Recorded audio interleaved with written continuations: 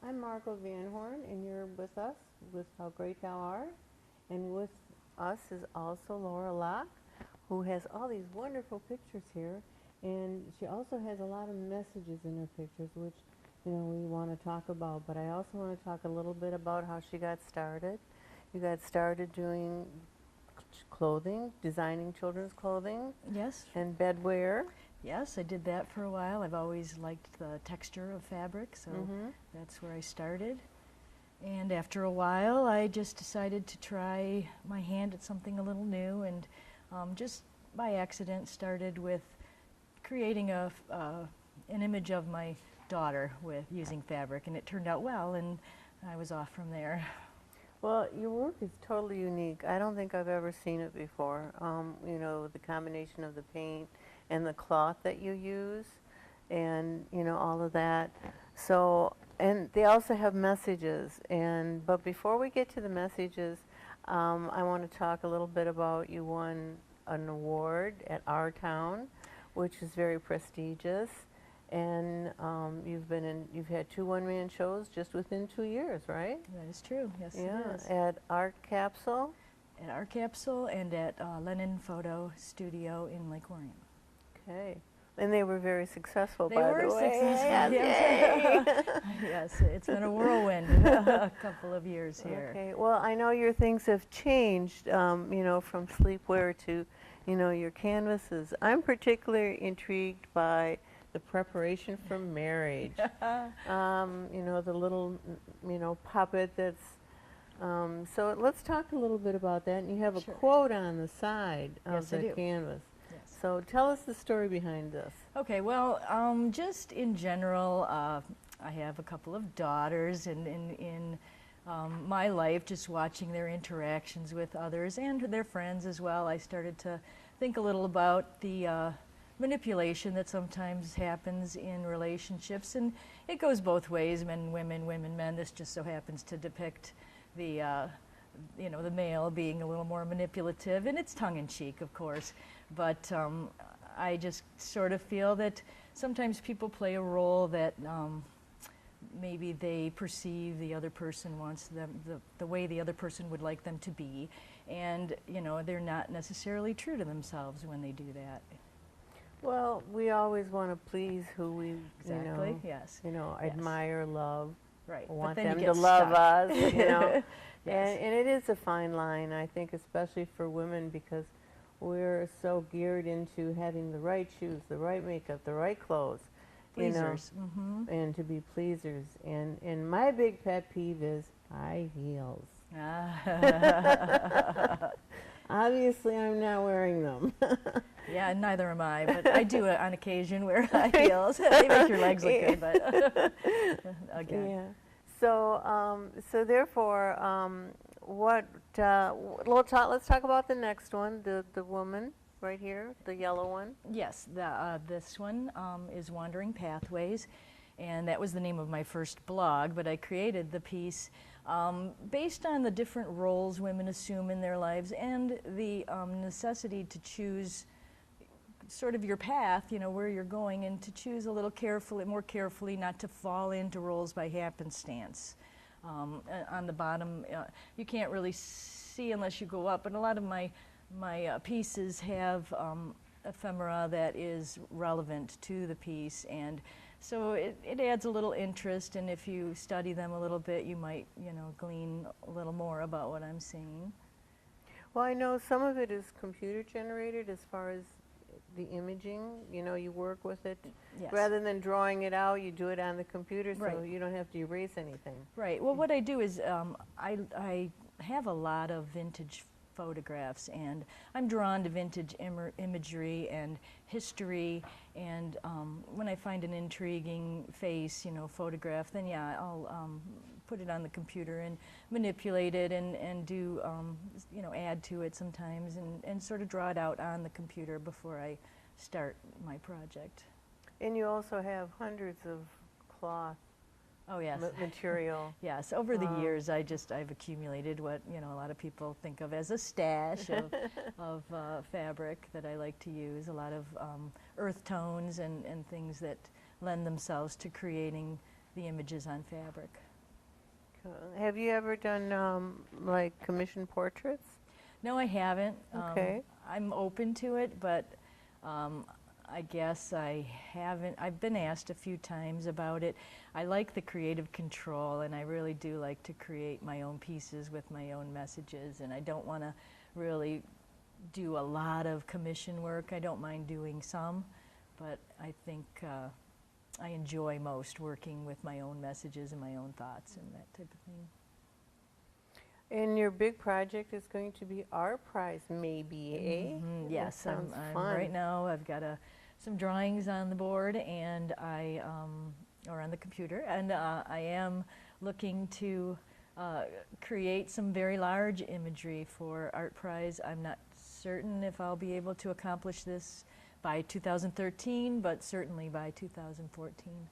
I'd like to do it for 13, but we'll have to see how it goes. I've never made pieces quite this large, so. Well, the venue there is a lot of large pieces from what I Exactly. remember. Yes. So, but back to, we never read the quote that's on Be Mine. Will you Oh. read that for us? Yes, I can. It is a quote by Oscar Wilde, and I guess that's probably what got me thinking about the whole project in general, the message to it. And what it says is, I see that when men love women, they give but a little, but women, when they love, they give everything. So it is by Oscar Wilde, and of course, he was known for a lot of his little quotations, his quotes. Yeah, I've seen quotes from him. Well, I think things have changed as far as women's roles go also over the years. I mean, we haven't had the vote that long, and True. we have more control of our bodies now, and things have really changed. And I think some of this is reflected, but I think we also need to remember how things used to be. Exactly. Yes, and because- that's what I find the most interesting about looking into a lot of times I'll choose a photograph based on just the appeal, the expression, or something like that, and then when I delve a little further, because some of them are or were famous people of their time, I am intrigued by their stories and their attempts to break the mold, if you will. Women weren't that accepted in other roles than housewife, a mother, and that type of thing. They weren't taken very seriously. So it took a lot to put yourself out there and do that type of thing. Well, exactly. Either that or you became, you just pretended you were a man and adopted him. For a lot of writers, Anonymous, yes. Yes, That, that. throughout most of history, Anonymous was a woman. That is a quote. I didn't make that up, but I can't recall right now who said it. Yeah. So, well, one of the women that comes to mind is Rodin's muse or helpmate or whatever. She did a lot of bronzes and a lot of sculpture pieces that were not really attributed to her, and we just find out recently, the history behind all of that. And I think there's so many more women artists, and we will talk about that when we come back.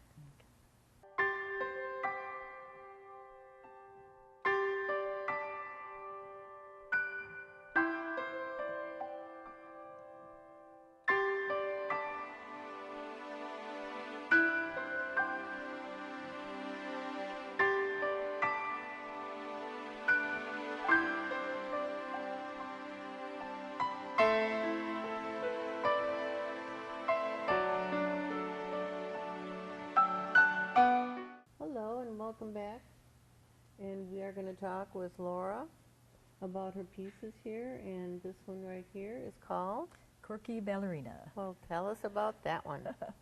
Well, she was basically created for a competition that was going on. It was a nationwide magazine called Cloth, Paper, Scissors was doing an Artisan of the Year 2011 contest, and I entered three pieces, I believe, into that, and I had a good feeling about that when I put it in there. I was very honored that they selected me as one of 5 artisans, finalists, if you will, for the mixed media category. So that was sort of my launch as an artist, and how I sort of felt validated and continued on from there. It was exciting. It's hard to be validated every once in a while. We need to, you know, get that "yay, good job" thing, and it's hard to get sometimes. It is. But that really validated you because I think you had a whole page, right? I did. I had a page in the Yeah. magazine in the, I believe it was the January 2012 Cloth Paper Okay. Scissors magazine. Well, half a page anyway was dedicated to Quirky over there, and I just liked the image, and it was fun to create. And why did you call it quirky? Just the way she stands, the look on her face. Just she doesn't. She's not your typical like beauty. I wouldn't say. You know, she just has sort of a quirkiness about her that I find amusing. Okay. And then the little boy over here with the hat.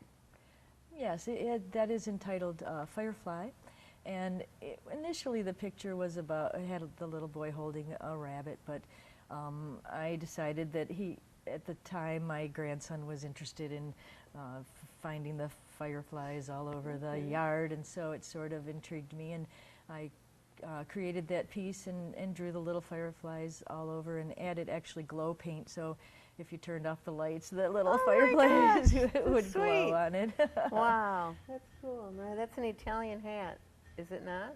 It is a Pierrot hat. It's a lot of times in the early 1900s they did dress a lot of the images, a lot of the clowns, the French Pierrot. It's actually a French word, so for clown. And then the ballerina next to? Yes, and she danced.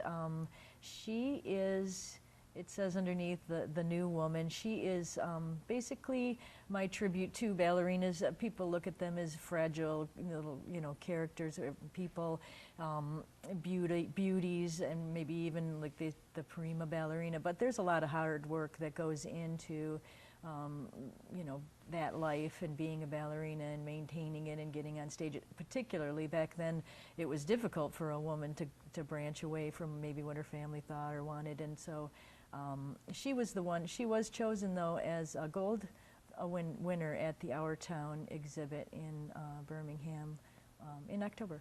Okay, yes, it's a lovely piece. Thank you. And I think, it again shows that, women had to really work hard to either be actresses or, dancers and all of that, because it was just so not a common thing. Right.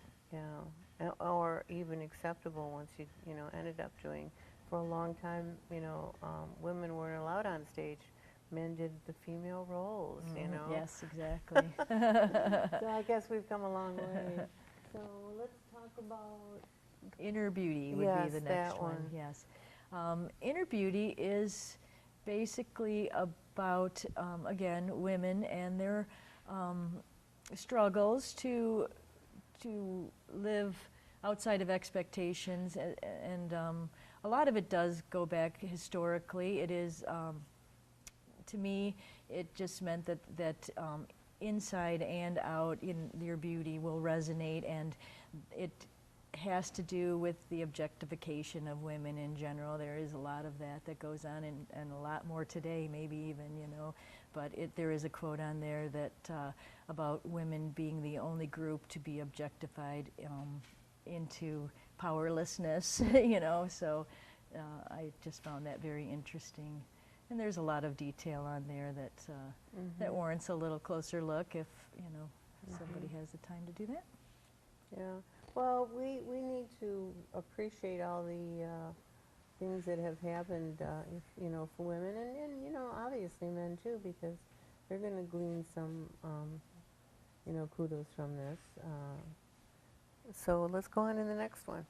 All right, the next one is Choose Me, and that one was sort of created for a friend who was struggling with maybe putting other people's needs above her own, and not really sure, maybe in a sort of a relationship that was a dead end, and always choosing to sort of care for the other person and never really thinking about what they might want. So it says choose me. It means choose you, choose yourself, put yourself first at some point to where you make the decisions that are right for you, and you're not just, feeding into what everybody else needs, and denying maybe your destiny, your what you need in your life. Right. So. Well, sometimes it's difficult to know what you want or need because there's so many things going in there. You should do this, or Right. you should do that. Everybody has an opinion, but Yeah. To take the time to contemplate what it is you want, and maybe even write some goals out, or try to consider where you want to be in 5 years or in 10 years, and Well, absolutely, and the fact that you can make that decision is really important. Yes. Yes, very important. What would you say to a young artist that's coming about, and do you have any advice? I would say to basically believe in yourself is really important. To try not to let the naysayers get in your head and color, what you think, because positive projection, positive thoughts, will help you. And to get on the negative side of things isn't ever going to bring you where you want to be. Just, you're going to get, everybody has certain rejections. You enter a show and you don't get accepted, and that sort of eats at you a little bit. But just enter a lot of competitions. Eventually you will, have some of that validation, and then you can move on from there, I think. Absolutely, and the other artists that I've known, basically say the same thing. You've got to believe in yourself, otherwise, why would someone else want to if you don't believe? Exactly. Well, let's go on to, I think, this. Where are we here? Well, we did those two, so Okay. then this one would be a piece about GMOs, and that's one of my issues is food, and recently in California there was a Proposition 37, I believe, that was geared toward allowing or forcing essentially food producers to label food as genetically modified, and I was for that, obviously, and so I put a little piece together that gave a little information about, maybe that we need to be a little more thoughtful, because even if they're not putting it on the food, it's important to know what's in there. Well, we'll talk about that when we come back. Okay. Thank you. I'm David Custer, and I'm really excited about our new show, Let's Take a Walk. We are going to hit the streets in your community, and we're going to check in with local businesses and show you what's cool and unique and why you should stop into their stores. We're going to meet great business owners, we're going to eat great food, we're going to do great things. So tune in to our show, Let's Take a Walk, because I promise it'll be a good time.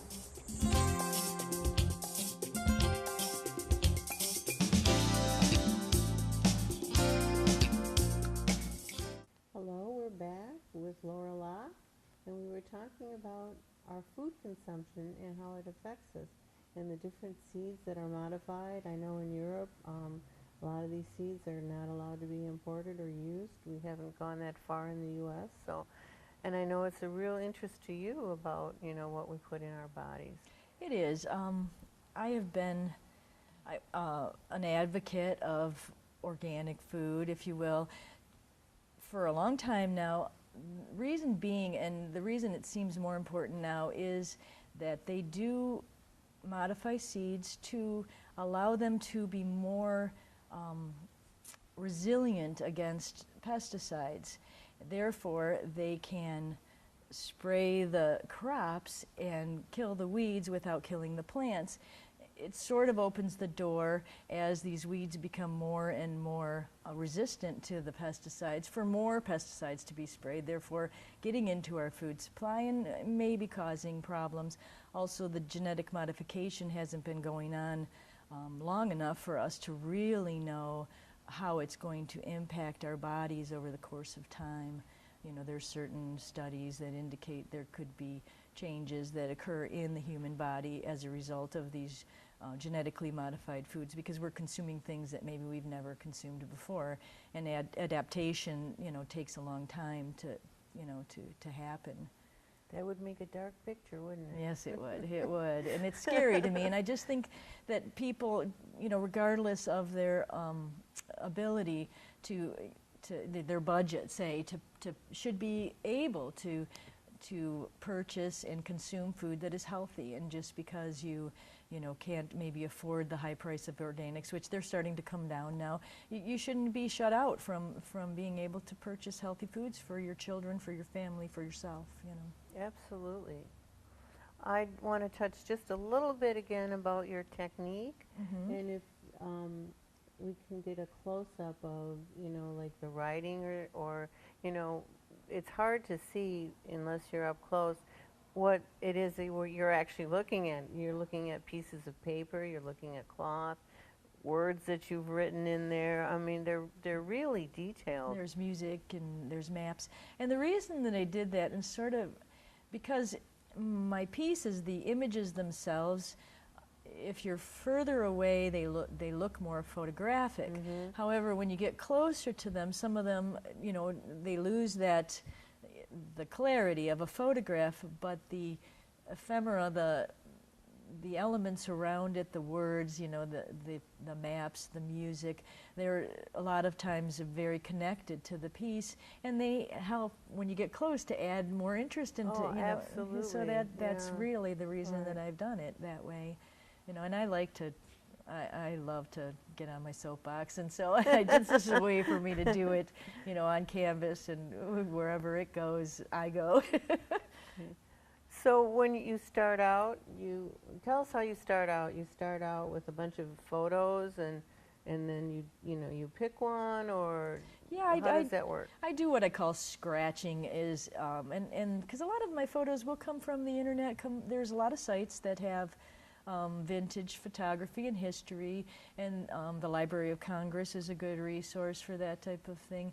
But I look through imagery, and about once a month or so, I do what I call it scratching, is that I choose photographs that speak to me, that I find the characters interesting, the people interesting, maybe the expression or whatever they're doing. And it's surprising, how many photographs actually from way back when had character to them that you might not think, because it took so long.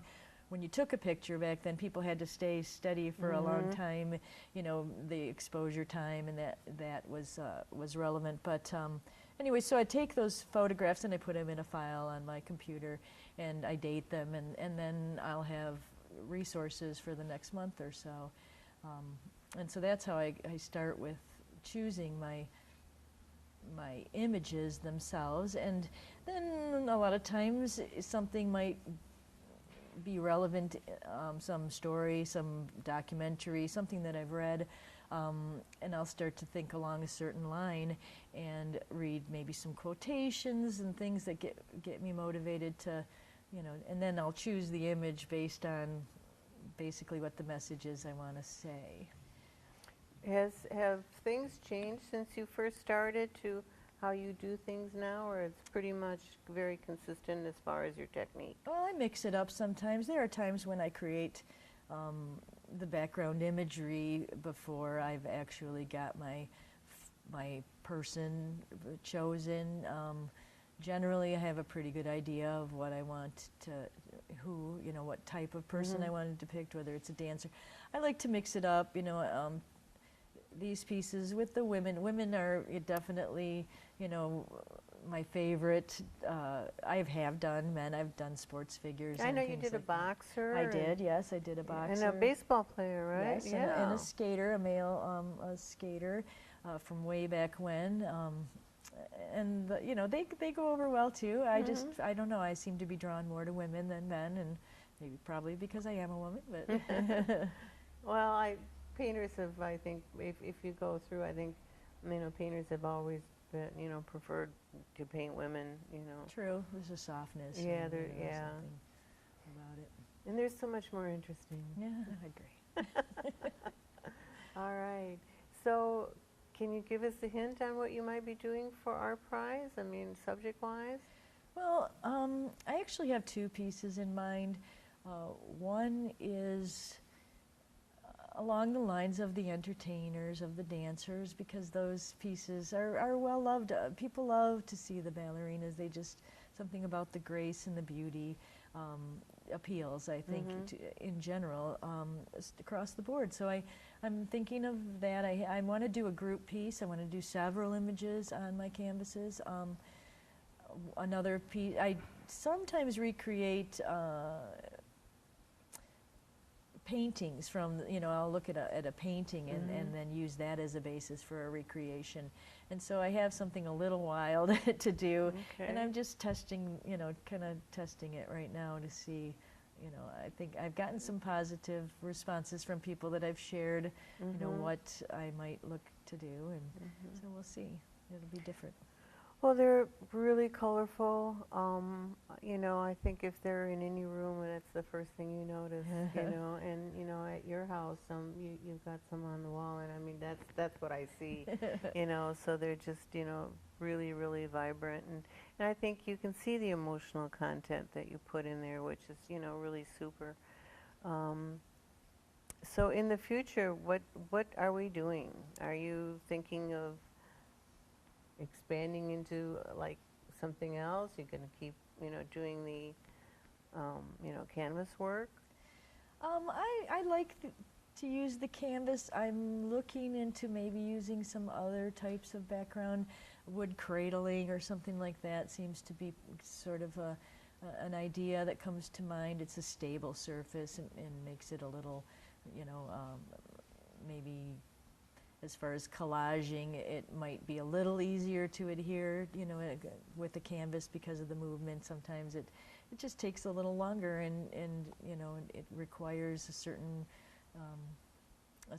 technique to get those to stay like that. But yeah, I intend on doing that. I'm just going to continue on my way and to enter competitions. I'm looking to be published again in the near future. Oh, cool. And I'd love to maybe go, even a little further around the country with my work. So, well, tell us about the name of your webpage and where we can get hold of you. Sure. My website is lauralockeart.com, and that's Locke with an E. And I have also a blog that I write, not as diligently as I'd like to, but I do write a lot of what goes on in a day-to-day situation, and that is lauralocke.blogspot.com, lauralocke.blogspot.com. Okay. And so that would be it. And there's information how to contact me if you're interested in anything, or you just have a question, whatever. Well, thank you, and thanks Thank you. for sharing your wonderful work with us. You're very welcome. All right. And that's it for us. This is Laura Locke for How Great Thou Art. Thank you. Great. All righty.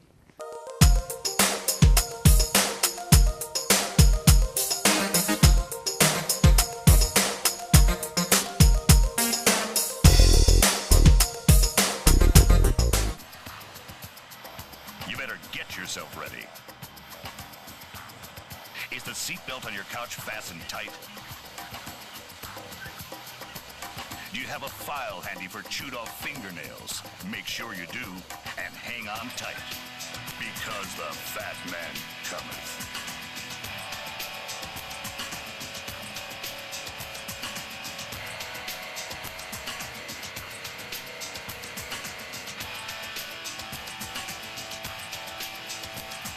There are other cop shows, others that want your attention, but nothing will command your attention like the amazingly horrendous things you'll see people heartlessly do on Fat TV. The men and women of Fugitive Apprehension TV.